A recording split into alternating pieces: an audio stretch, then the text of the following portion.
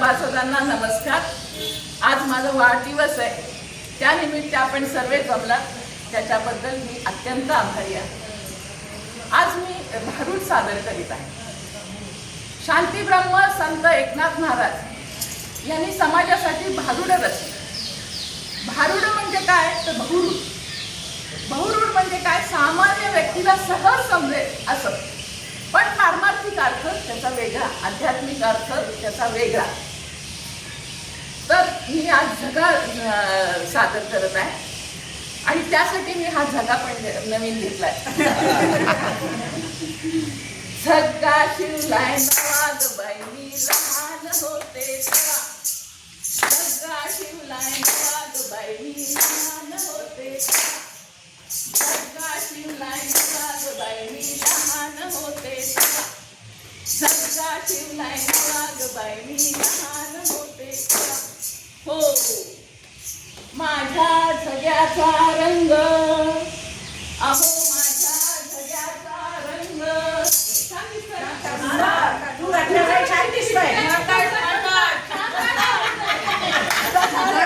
फुलून दिसतोय या झग्यापुढे.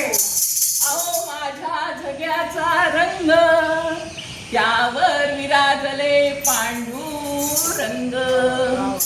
अहो त्यावर विराजले पांडुरंग.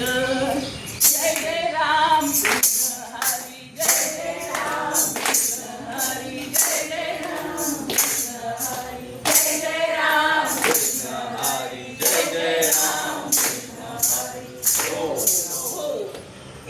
अहो माझ्या झग्याची गुंडी इम्पॉर्टंट आहे बरं का. ती कशामुळे लावताय तुझ्या?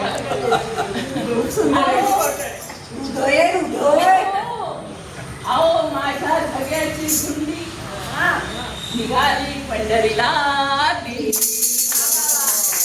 निघाली पंढरीला दिंडी.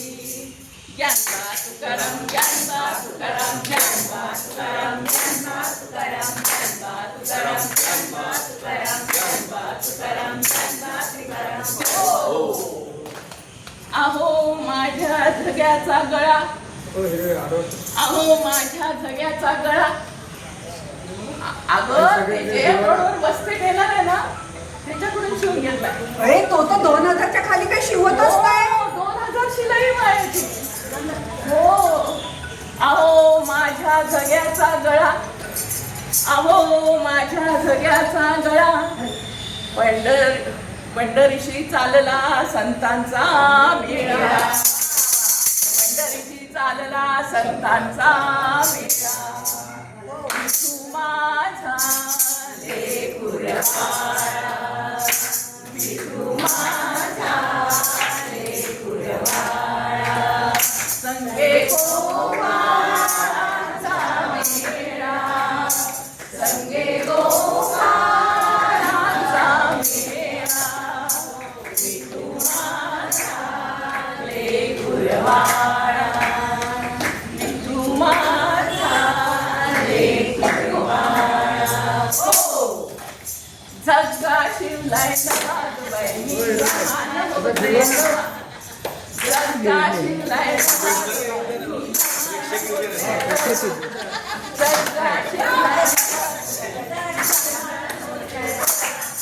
हो अहो माझ्या झग्याचा काठ, अहो माझ्या झग्याचा काठ. अगं मी आनंद घेऊन आणलाय हा. मला तिथं मिळाला आणि त्या काठावर काय दिलं पाहिलं का? त्या काठावर दिलंय हरिपाठ.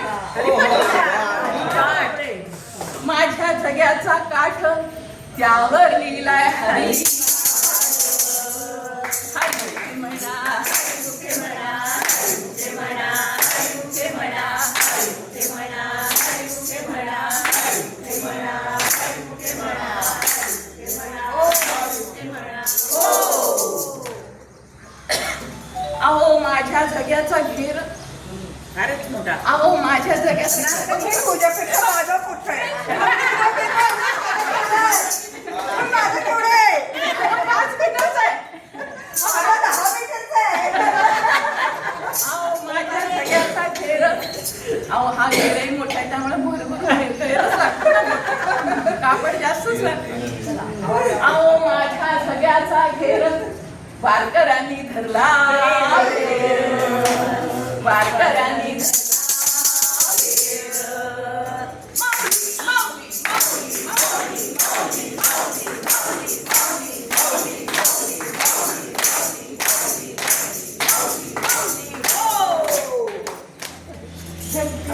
सगळा शिवलाय नवाज बहिणी लहान होते तेव्हा, सगळा शिवलाय नवाज बहिणी लहान होते तेव्हा.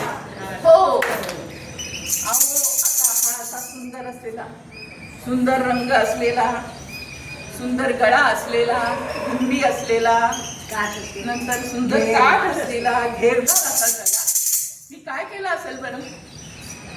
मी हा रुक्मिणी मातेला अर्पण केला, मी हा रुक्मिणी मातेला अर्पण केला. विठ्ठल विठ्ठल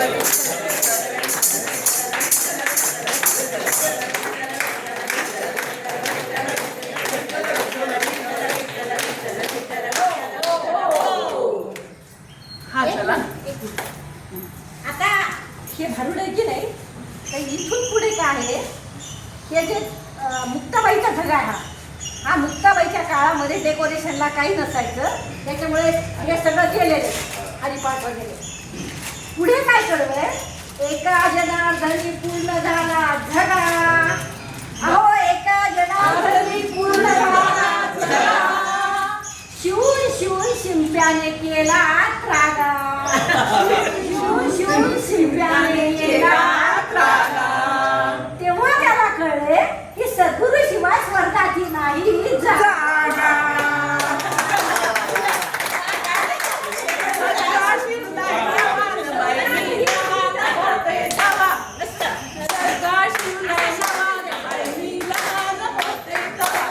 हो असा हा माझा धगा मी रुक्मिणी मातेला घेऊन अर्पण केला.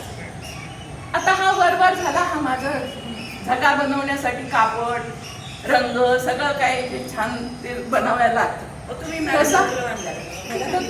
आता हा आपला देह, हा देह पण हा पंचमहाभूत, पंचप्राण, पंच ज्ञानेंद्रिय, पंच कर्मेंद्रिय, मन, बुद्धी, चित्त, अहंकार यांनी बनलेला हा नरदेह फार दुर्लभ आहे. हा 84 लक्ष योनी फिरून मिळालेला हा जग. त्यासाठी याचं सार्थक करायचं.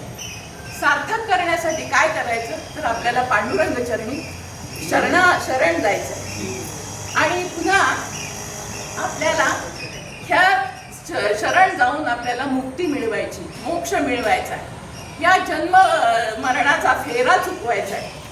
त्यासाठी आपल्याला विठ्ठल चरणी लीन व्हायचे. बोला पुंडलिक वरद्या